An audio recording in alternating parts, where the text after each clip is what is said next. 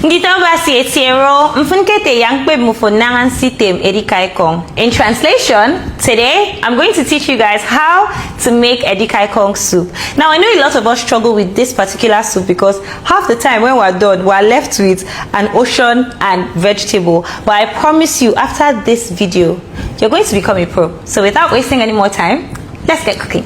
First thing we're going to be doing is cooking the meat, and this is one of the most important steps. So the protein of choice for today is goat meat. Don't come for me. You and I know, we can both agree that goat meat is very, very flavorful, and it is perfect for making your soups. By the way, this is male goat.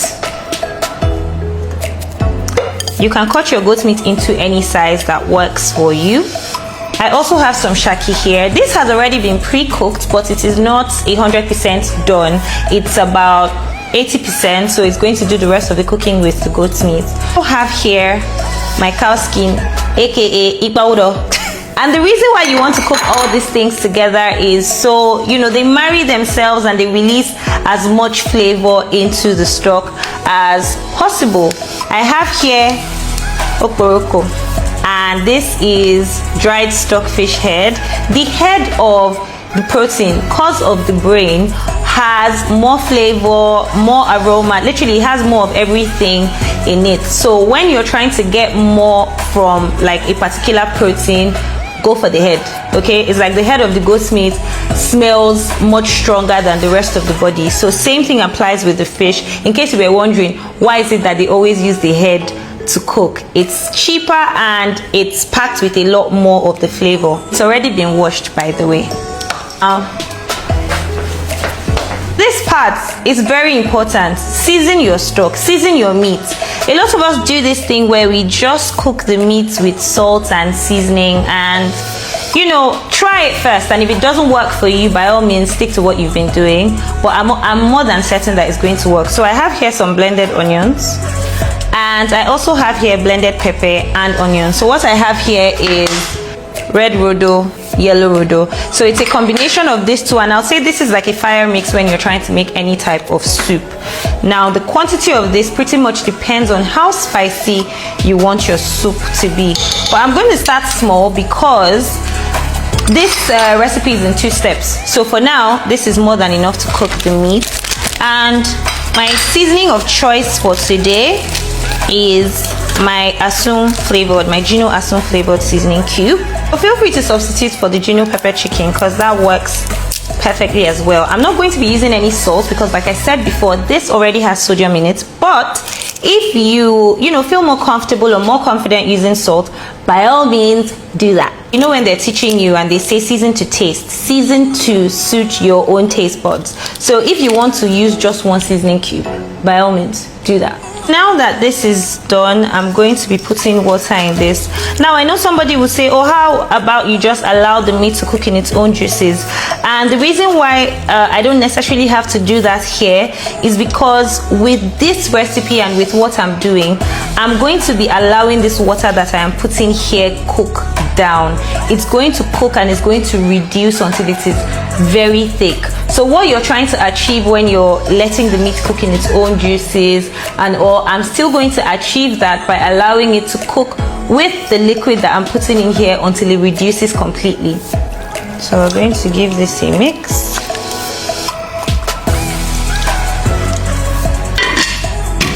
So in another 25 minutes, I expect that my goat meat should be ready and it should have cooked down. So while this is cooking, we are going to prep the vegetable that we are using for this Edikan Ikong soup. For Edikan Ikong, you need 2 major vegetables, and the first one is your water leaf, which is also known in my tribe as momoriko, and this is what it looks like. So I decided to show you guys this in its raw state so I can also show you how to cut it and the size of water leaf you're expected to cut when you're making Edikan Ikong soup. And for those of us that are abroad in the diaspora, you're probably wondering what is a good substitute for momoriko, aka water leaf. You can also use spinach. So if you are over there, you can use spinach as a good substitute for this. Now the second leaf we're going to be using is our ugu leaf, also known as pumpkin leaf. It's a ugu leaf. So what is ugu leaf? Let me ask my mother. Babe, can go back me. It is known as Ikong. So that is what we have here, and this is what the ugu leaf looks like, and this has already been washed. Now, as the years progressed and I kept making this soup, one day I just experimented. I had leftover uziza and I used it in the soup, and it elevated the flavor of the soup so much that I added it to my recipe. So you can add this. Now this isn't compulsory, but if you have it, I would recommend that you add it and just even try and see if you like it. So I have here uziza leaf, and this is just the quantity you would need is just a garnish. What is the ratio of water leaf to ugu leaf when you're making Edikan Ikong soup? And my honest answer to you based on what I have practiced is 60-40%. Now 60% to the water leaf and 40% to the ugu leaf, and the reason why is because water leaf tends to wilt, which means you need a little bit more of it when you are making this soup, because when you use it, a large chunk of it is going to wilt, you know, in the pot. So that is why you need more. So I would recommend that you use 60% water leaf and 40% ugu. So for instance, if you are buying 500 naira water leaf, which is supposed to be like one, you know, head in some places, I would recommend that you buy like 200 naira ugu. But now I'm going to show you how to prep your water leaf. You don't need to do too much here. We're just going to pick it up. So you want to pick up a decent amount, and for this one we've already removed all the flowers for, but yeah, so here we are. It's important that your leaf, both your ugu and your water leaf, is very small, like you cut it into very small pieces. Okay, so just focus on what I'm doing, because nyeneke di mbakara sendi dan explain him. So make sure that your knife is sharp.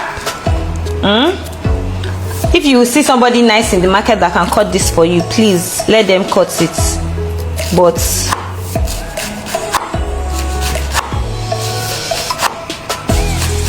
I make a nice soup. Now I'm sure, okay, Mama Ikong for and a case soup.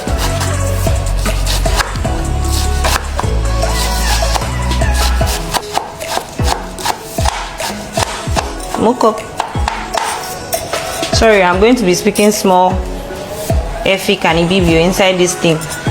I mean, see mix Efik Ibibio me. You're still going to run your knife through it, okay?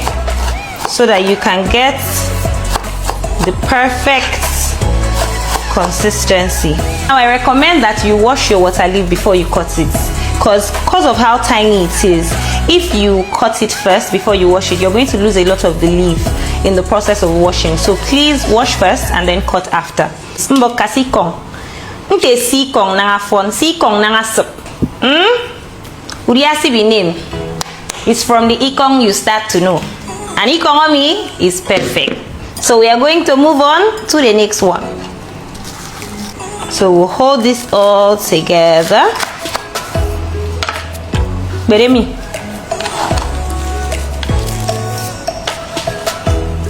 So you can see the difference in consistency for the leaf. This one is much tougher than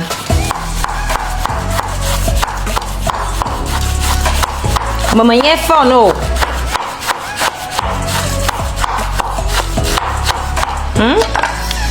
Let me not see you cutting your own and it doesn't look like this. So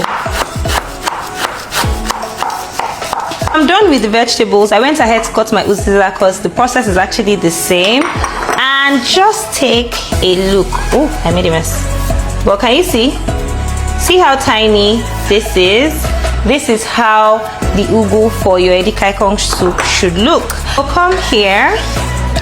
My meat is cooked. The one more. I want you to pay attention to the consistency of this stock. It's very thick. Now, if you were making this as a one-pot dish, you would pretty much continue from here. I was boiling some snails here as well because I'm going to be using snails for this, and I didn't want to cook the snails with the meat. Now, in this pot, I'm going to start with my palm oil. My tribe, we call this Adan. Atadan. Now we're not trying to fry anything here. Now we're going to proceed. Remember, I put my pepper in 2 stages, so this is the other half of the personal preference. If you want it spicy, you use more. If you don't want it spicy, you use less. We're going to now proceed, put our cooked meat into the pot. Stir. With adding my crayfish. And if you notice, I added the crayfish before I seasoned it because crayfish has a lot of flavor and taste. Okay, so you want to do crayfish first before you proceed with seasoning, so you know how much. That way you prevent making salty food. So I'm going to take that my thick stock. Can you see it? Just a little bit of it. So you can see what we are now putting here is not water, it's not watery. Mix.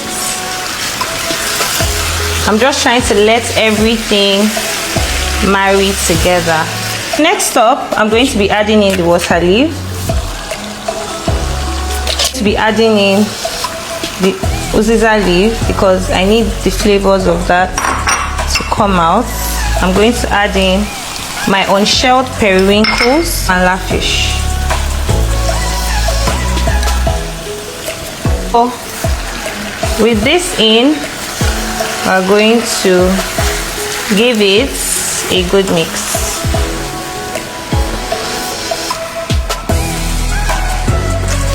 My oil, add the rest of my crayfish, 1 Gino Asun seasoning cube.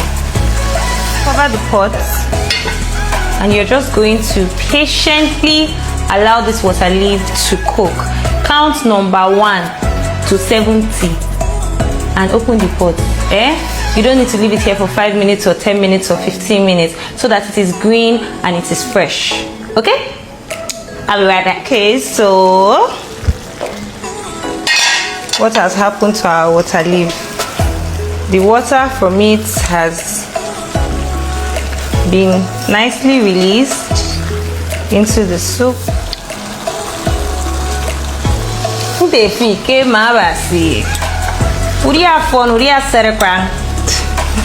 So finally, I'm going to add in my ugu leaf.